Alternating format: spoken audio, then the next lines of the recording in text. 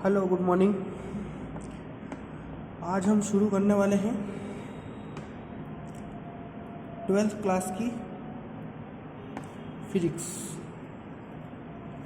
12th class की physics हम शुरू करने वाले हैं। तो इसको शुरू करने से पहले हम एक चीज़ देख लेते हैं कि हमारी जो बुक है वो कैसी है। तो ये आपकी 12th क्लास की बुक है। इसका सिलेबस अभी चेंज हो गया है। पहले जो बुक थी उससे अभी सिलेबस चेंज हो गया है। पहले आरबीएससी की बुक थी, अब एनसीईआरटी की बुक आ गई है। तो 12th क्लास की बुक है और इसमें आप देख रहे हो भाग फर्स्ट 2 बुक आएगी, ठीक है। अब इसके अंदर देख लेते हैं अपन। सबसे पहले सिलेबस देख लेते हैं कि सिलेबस अपना क्या है फिजिक्स के अंदर, ठीक है। तो सबसे पहला लेसन अपना है विद्युत आवेश तथा क्षेत्र, ठीक है। इसके अंदर टोटल लेसन है 8 लेसन इसके अंदर है और 6 लेसन शायद इसके अंदर है। तो टोटल आपके 14 लेसन हो जाएंगे, ठीक है। फर्स्ट लेसन है अपना विद्युत आवेश तथा क्षेत्र। तो अपन फर्स्ट लेसन से स्टार्ट करेंगे कि फर्स्ट लेसन सिंपल भी है, कोई ज़्यादा टफ वाली चीज़ नहीं है इसमें, और सिलेबस अपना पिछले साल से थोड़ा कम भी है। तो उम्मीद है आपको समझ में आएगा, ठीक है। तो अपन शुरू कर लेते हैं सबसे पहले फर्स्ट लेसन। फर्स्ट लेसन का नाम है अपना विद्युत आवेश तथा क्षेत्र, ठीक है। तब इसके बारे में तुम्हें समझा देते हैं पहले कि लेसन का नाम वगैरह क्या है। तो सबसे पहले हम देखेंगे कि विद्युत आवेश तथा क्षेत्र, विद्युत आवेश तथा क्षेत्र, ठीक है। इसका मतलब क्या होता है? तो विद्युत आवेश तथा क्षेत्र का मतलब क्या होता है? देखो, विद्युत का मतलब तो सबको ही पता होगा आपने, इलेक्ट्रिसिटी। क्या होता है?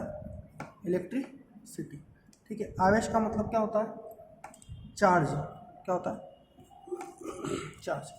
विद्युत आवेश तथा क्षेत्र। एंड क्षेत्र का मतलब सबको पता होगा, फील्ड।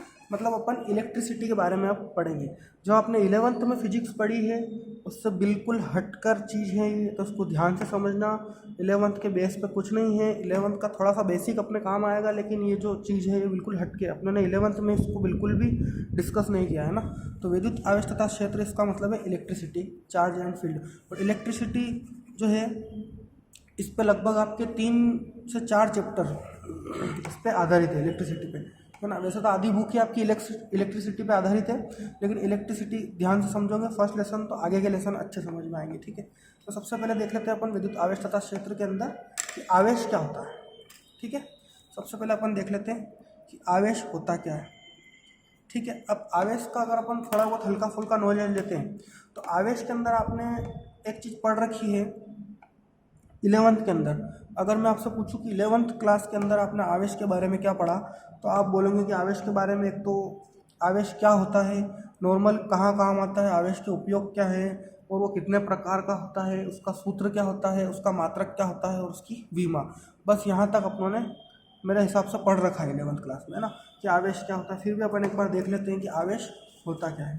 तो आवेश में अपने को देखना है, देखो सबसे पहले विद्युत आवेश होता क्या है। तो विद्युत आवेश का मतलब क्या है कि जो अपन घर्षण आपने पढ़ा होगा 11th क्लास में, घर्षण वाला टॉपिक अपनों ने अच्छे से पढ़ा था 11th क्लास में, है ना। तो उसमें आपको पता होगा कि विद्युत आवेश उत्पन्न कैसे होता है। मैंने बताया भी था आपको कि विद्युत आवेश उत्पन्न होता है घर्षण के द्वारा। किसके द्वारा होता है? घर्षण। घर्षण आपने कंप्लीट पढ़ रखा है कि घर्षण जो होता है, फ्रिक्शन, वो क्या होता है कि एक वस्तु जब दूसरी वस्तु से रगड़ाती है या फिर उसको अपन रगड़ते हैं तो उससे क्या उत्पन्न होता है? अपने पास घर्षण उत्पन्न होता है ना। तो आवेश क्या होता है कि किसी भी वस्तु में, अगर किसी भी वस्तु में घर्षण या फिर चालन कर दो, चालन या फिर प्रेरण, तीनों में से एक, 3 चीज़ होनी चाहिए, या तो घर्षण या प्रेरण या चालन। इन तीनों चीज़ों से आकर्षण और प्रतिकर्षण अगर किसी वस्तु में पैदा हो जाए, क्या हो जाए?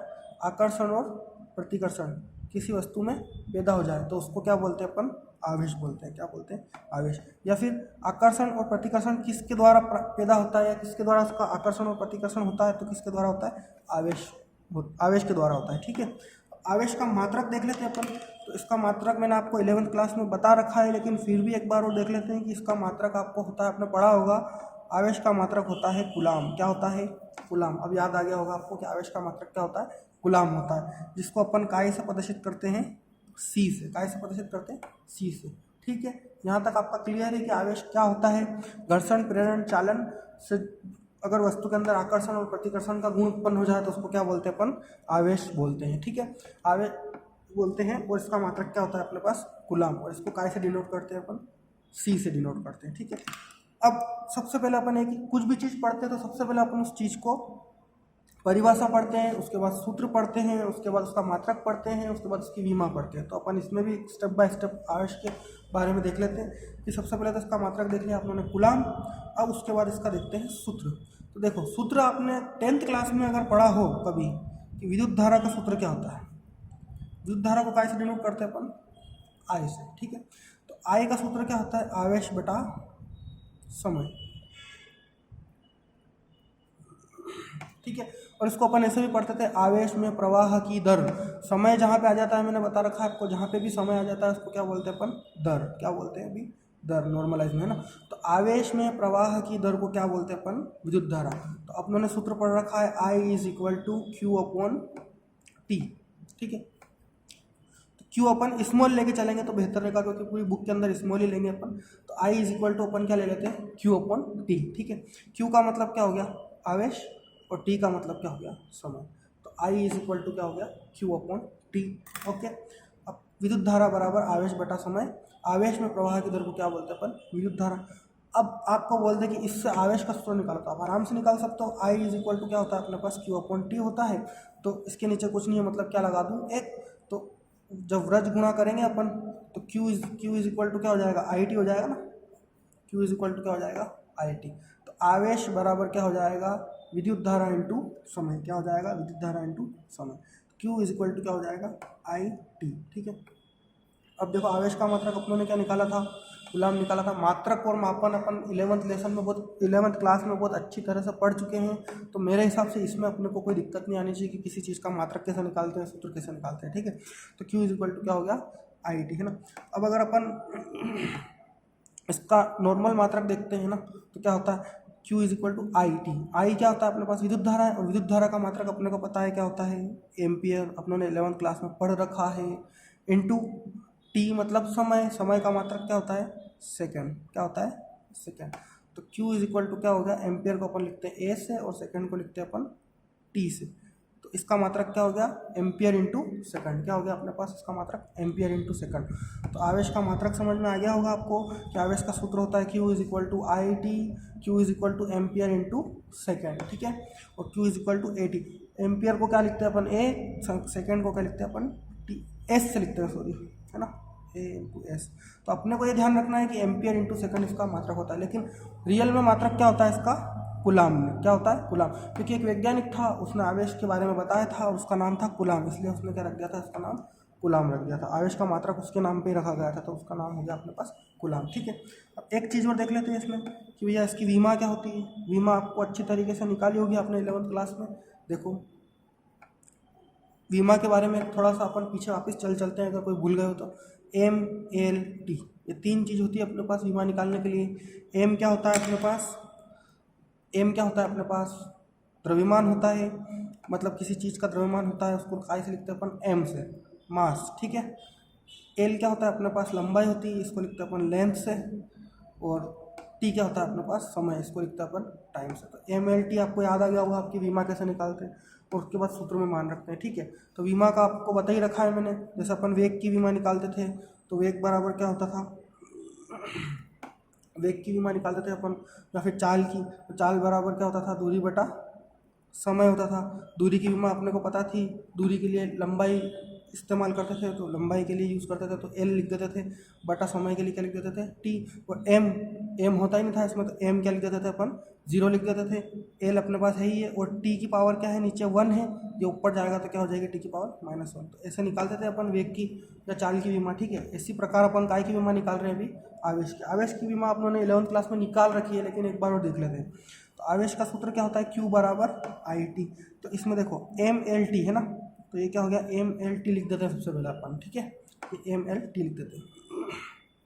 अब देखो एम तो इसमें 0 होता है, क्योंकि द्रव्यमान का इसमें कहीं से कहीं तक जिक्र ही नहीं, तो एम क्या हो जाएगा अपने पास, 0 हो जाएगा। एल भी क्या हो जाएगा इसमें 0, क्योंकि आवेश के सूत्र में एल का भी कहीं से कहीं तक जिक्र नहीं। ठीक है, अब क्या हो जाएगा अपने पास, देखो ये तो है अपने पास टी। अब देखो आवेश के सूत्र में टी है, तो टी कितना है, 1 है, तो ये कितना हो जाएगा, टी क्या हो जाएगा अपने पास 1। और धारा क्या है अपने पास, आई है, तो धारा के लिए अपन क्या लिखते हैं, ए लिखते हैं, तो ये क्या हो जाएगा ए टी। तो आवेश का सूत्र क्या हो जाएगा अपने पास ए टी। ए मतलब धारा का, देखो Q इज इक्वल टू अपनों ने पढ़ा है I T, Q is equal to क्या पढ़ा है अपनों ने, आई टी। तो आई की जगह क्या लिखा अपनों ने ए, और टी समय की जगह क्या लिखा अपनों ने टी। तो इसकी विमा क्या हो गई ए टी। और अपन पूरी विमा कैसे लिखते हैं, M0 L0, अगर नहीं भी है तो अपने ऊपर क्या लगाते हैं 0, और ए टी अपने पास है ही है, तो ये क्या हो गया ए टी। तो ये हो गई अपने पास आवेश की विमा। तो उम्मीद है कि आपको आवेश क्लियर कट एकदम समझ में आ गया होगा। एक चीज़ और लास्ट से इसमें देख लो कि आवेश का बड़ा मात्रक क्या होता है। तो आवेश का बड़ा मात्रक क्या होता है अपने पास, फेराडे होता है। क्या होता है, आवेश का बड़ा मात्रक क्या होता है अपने पास, फेराडे। क्या होता है, फेराडे। आवेश का बड़ा मात्रक बताया था फेराडे ने, इसलिए उसके नाम पे रखा फेराडे। तो आवेश के टोटल कितने मात्रक हो गए अपने पास, एक तो हो गया कूलाम, क्या हो गया, कूलाम हो गया। एक हो गया अपने पास ampere into second, ampere into second, ठीक है। और एक हो जाएगा अपने पास फेराडे, क्या हो जाएगा, फेराडे, ठीक है। अब फेराडे, एक फेराडे बराबर किसके बराबर होता है, 96,500, 96500 कूलाम के बराबर। ये अपने को याद रखना, एक फेराडे बराबर क्या होता है, 96,500 के बराबर होता है, ठीक है। और एक चीज़ और, एक मात्रक और होता है इसका, स्टेट कूलाम। क्या होता है, स्टेट कूलाम। स्टेट कूलाम क्या चीज़ होता है, तो देखो एक तो हो गया कूलाम, एक हो गया एम्पियर सेकंड, एक हो गया फेराडे, है ना। अब एक होता है स्टेट कूलाम। तो स्टेट कूलाम का मतलब क्या होता है कि स्टेट कूलाम जो होता है वो भी एक तरह से मात्रक है, लेकिन अपनों ने 11th में एक चीज़ पढ़ी थी कि पद्धतियाँ होती है मात्रकों की 3, कितनी होती है, 3 होती है। एक तो होती है MKS, एक होती है CGS, और एक होती है FPS। अब कुछ याद आ रहा होगा आपको, एक होती है MKS, एक होती है CGS, एक होती है FPS।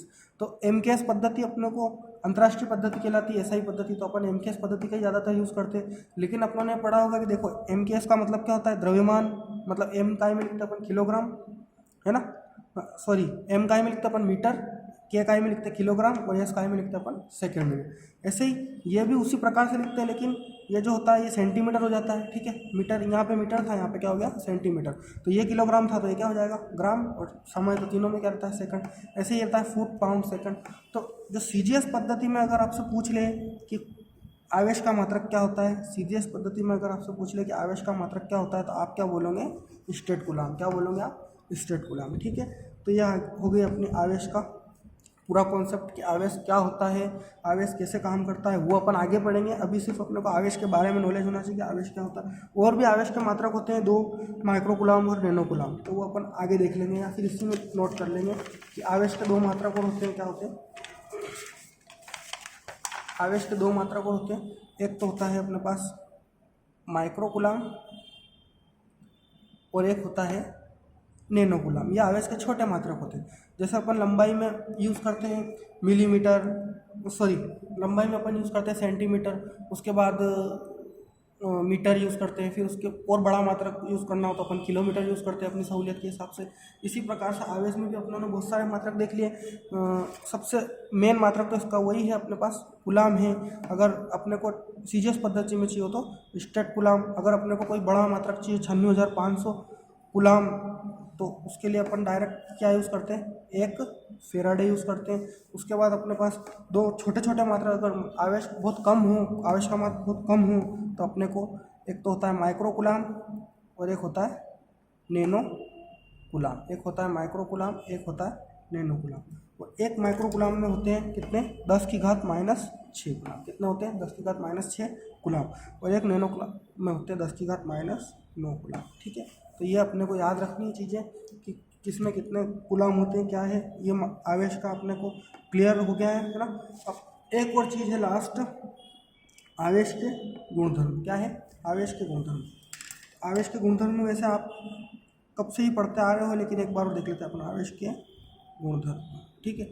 आवेश के गुणधर्म बहुत सिंपल चीज़ है। आवेश के गुणधर्म में कुछ नहीं, आपने पढ़ रखा है। देखो 2 प्रकार के आवेश, देखो आवेश क्या करते हैं, सबसे पहले तो इसके प्रकार देख लो। आवेश के प्रकार क्या होते हैं, 2 होते हैं। एक तो होता है धनावेश, और एक होता है ऋण आवेश। अब मुझे लगता है कि इसके बारे में आपको बताने की कोई ज़रूरत नहीं। धनावेश को काय से प्रदर्शित करेंगे अपन? पॉजिटिव से, और ऋणावेश को काय से प्रदर्शित करेंगे अपन? नेगेटिव से। तो एक हो गया अपने पास धनावेश और एक हो गया ऋणावेश, ठीक है। तो ये आवेश के दो प्रकार हो गए अपने पास।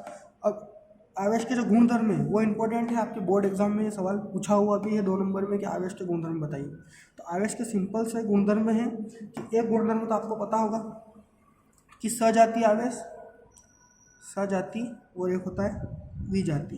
एक तो होता है सजाती और एक होता है विजाती। अब सजाती और विजाती क्या होता है? तो सजातीय आवेश का मतलब एक ही जाति के, सजाति का मतलब होता है एक ही जाति के, और विजाति मतलब अलग अलग जाति के। तो सजाति का मतलब क्या हो गया? एक ही जाति के। जैसे दो आवेश है, मान लो दोनों क्या है? प्लस प्लस है, तो ये कौन से हो गए अपने पास? सजाति। या फिर दोनों आवेश कौन से हैं? माइनस माइनस है, तो ये कौन से हो गए? सजाती हो गए ना, क्योंकि दोनों आवेश तो सेम है, तो ये कौन से हो गए? सजाती। ये दोनों प्लस प्लस है, तो ये भी कौन से हो गए? सजाती आवेश। जबकि विजातीय आवेश क्या होता है? जैसे एक प्लस ले लो, दूसरा क्या ले लो? माइनस ले लो, तो ये क्या हो गए? विजाती। अलग अलग प्रकृति के हो गए, क्योंकि एक तो धनावेश ले लिया, एक ऋणावेश, तो दोनों क्या हो गए? अलग अलग जाति के हो गए। या फिर पहले माइनस ले लो, बाद में प्लस ले लो, एक ही बात है। तो ये कौन से हो गए? विजातीय आवेश हो गए, और ये कौन से हो गए? सजाती। तो अपनों को एक बात पता है कि सजातीय जो आवेश होता है उसके अंदर क्या होता है? आकर्षण होता है। क्या होता है? आकर्षण होता है। सजातीय आवेशों में हमेशा क्या होता है? आकर्षण होता है। कैसे होता है? देखो, सजातीय आवेश देखो, या तो अपने पास प्लस प्लस है या फिर माइनस माइनस है, तो ये एक दूसरे को क्या करेंगे? सजातीय आवेशों में प्रतिकर्षण होता है, तो ये एक दूसरे को क्या करेंगे? प्रतिकर्षित करेंगे। सजातीय आवेशों में क्या होता है? प्रतिकर्षण। मतलब अगर एक ही जाति के आवेश है तो दोनों एक दूसरे को क्या करेंगे? प्रतिकर्षित करेंगे। जैसे प्लस प्लस वाले हैं तो दोनों एक दूसरे को क्या करेंगे? प्रतिकर्षित करेंगे। माइनस माइनस वाले हैं तो ये भी दोनों एक दूसरे को क्या करेंगे? प्रतिकर्षित। लेकिन विजातीय आवेश क्या करते हैं? एक दूसरे को आकर्षित करते हैं। जैसे एक आवेश ले लिया आपने प्लस और एक ले लिया माइनस, तो ये हमेशा एक दूसरे को क्या करेंगे? आकर्षित करेंगे। ये प्लस माइनस की तरफ आएगा और माइनस किसकी तरफ आएगा? प्लस की तरफ। तो विजातीय आवेश में जो होता है वो हमेशा क्या होता है? अपने पास आकर्षण होता है।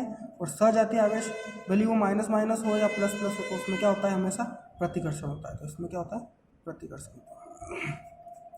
सजाती और विजाति आपको समझ में आ गया होगा, है ना। सजातीय मतलब समझ गए कि प्लस प्लस एक ही जाति का हो गया, मतलब उसमें क्या हो गया? प्रतिकर्षण हो गया, दूर दूर जाएंगे। और विजाति क्या होगा? प्लस और माइनस है या फिर माइनस और प्लस है, तो उसमें क्या होगा? आकर्षण होगा। आपको पता ही है विजाति, एक लड़का है एक लड़की है तो उसमें अट्रैक्शन होते ही है, वो नॉर्मल बात है। तो क्या हो गया? आकर्षण होता है। और सजाति, ये भी लड़का है ये भी लड़का है, तो इनमें आकर्षण होना पॉसिबल ही नहीं है। तो इस हिसाब से अपने को याद रखना है कि सजाति में हमेशा प्रतिकर्षण होता है और विजाति में हमेशा आकर्षण होता है, ठीक है। और एक चीज़ और देख लेते हैं अपन कि आवेश के गुणधर्म। तो पहला गुणधर्म तो यही था कि सजातीय आवेशों में प्रतिकर्षण होता है और विजातीय आवेशों में क्या होता है? आकर्षण होता है। दूसरा गुणधर्म देख लेते हैं कि किसी भी निकाय का आवेश, निकाय मैंने तुम्हें बहुत बार समझा रखा है, लेकिन एक बार और देख लेते हैं कि कोई भी वस्तु है अपने पास तो एक निकाय है एक तरह से, है ना। अगर किसी में अपन आवेश प्रवाहित कर रहे हैं तो वो एक तरह से निकाय है। तो निकाय का आवेश क्या रहता है? संरक्षित रहता है। क्या रहता है? निकाय का आवेश संरक्षित रहता है और क्वांटीकृत रहता है। किसी भी निकाय का आवेश क्या रहता है? संरक्षित और क्वांटीकृत। अब देखो, संरक्षित तो तुम समझ पा रहे होंगे कि भाई संरक्षित है क्या। जैसे अपनों ने द्रव्यमान संरक्षण का नियम पढ़ा, तो अपनों ने पढ़ा था कि भाई द्रव्यमान क्या होता है? बराबर होता है, तो उसको द्रव्यमान संरक्षण का नियम कहते हैं। अपनों ने संवेग संरक्षण का नियम करा, तो संवेग संरक्षण का भी अपने टक्कर में पढ़ा था। तो अपन टक्कर में पढ़ते थे कि टक्कर से पहले का संवेग और टक्कर के बाद का संवेग दोनों अगर बराबर हो तो उसको अपन क्या बोल सकते हैं कि संवेग क्या हुआ? संरक्षित हुआ। ऐसे ही आवेश भी क्या होता है कि किसी भी निकाय का आवेश संरक्षित रहता है, मतलब टोटल जो आवेश रहता है वो क्या होता है? समान रहता है। जैसे किसी भी निकाय के अंदर अपने पास मान लो कि 9 कूलम आवेश है ना, तो वो आवेश इधर उधर गति कर रहा है, कोई प्लस है कोई माइनस है, कोई प्लस है कोई माइनस है। तो अगर उस निकाय को अपन 2 टुकड़ों में भी तोड़ देते हैं ना, तो उसमें एक में 4 हो जाएगा, एक में 5 हो जाएगा। तो उसकी टोटलिंग करेंगे अपन, तो ऐसा नहीं है कि आवेश बढ़ जाएगा या कम हो जाएगा। जो आवेश पहले था वही अपने पास क्या रहेगा? बाद में भी आवेश रहेगा, है ना। संरक्षित का मतलब ये होता है। तो किसी भी निकाय का आवेश संरक्षित रहता है। संरक्षित तो आपको पता है, लेकिन क्वांटीकृत क्या होता है? तो क्वांटीकृत का मतलब क्या होता है कि Q is equal to N, एक सूत्र होता है अपना, वो देख लेते हैं अपन। Q is equal to N E, ठीक है। अब इसमें Q तो क्या है आपको पता है? आवेश है। Q क्या है अपने पास? आवेश है। और N क्या है अपने पास? कोई भी पूर्णांक है। क्या है? पूर्णांक है। N क्या है अपने पास? कोई भी पूर्णांक है। और E क्या है अपने पास? इलेक्ट्रॉन का आवेश। क्या है? E क्या है अपने पास? इलेक्ट्रॉन का आवेश। तो सर क्वांटीकृत का मतलब क्या होता है कि जो भी आवेश का मान रहता है वो किसी भी आवेश के इलेक्ट्रॉन के आवेश के पूर्ण गुणज के मतलब पूर्णांक के बराबर होता है। आवेश हमेशा पूर्ण संख्या के बराबर ही होगा। जैसे आवेश है 2 कूलाम है, 5 कूलाम है, 100 कूलाम है, लेकिन आप ऐसा नहीं बोल सकते आधा कूलाम है, तो ये गलत हो जाएगा। क्वांटीकृत का मतलब ही क्या है कि आवेश जो है वो पूर्णांक संख्या में ही होगा कभी भी, और प्लस माइनस दोनों में हो सकता है। या तो आवेश प्लस में भी हो सकता है, आपको बोले कि अगर आवेश का मान -2 कूलाम है तो हाँ हो सकता है, या आपको बोले 5 कूलाम है तो हो सकता है, लेकिन वो आधी संख्या या पॉइंट में कभी भी नहीं होगा। जैसे अपन 0.4 कूलाम बोल दे तो ये अपना आवेश क्या हो जाएगा, फिलहाल तो गलत हो जाएगा, है ना। तो ये आवेश क्या होता है, हमेशा पूर्ण संख्या के बराबर ही होता है इलेक्ट्रॉन का आवेश। तो इसको क्या बोलते हैं अपन, आवेशों का क्वांटीकरण। और ये जो सूत्र है अपने पास Q = NE, ये मोस्ट इंपॉर्टेंट सूत्र है, इसका सवाल भी एग्जाम में आया हुआ है। वो कैसे होता है वो अपन कल देखेंगे, ठीक है, बाद में देखेंगे। अभी सिर्फ इतना देखो कि आवेश का क्वांटीकरण और सजातीय आवेशों में प्रतिकर्षण और सजातीय आवेशों में विजातीय आवेशों में आकर्षण, ये 2 इसके गुणधर्म है, ठीक है। ओके।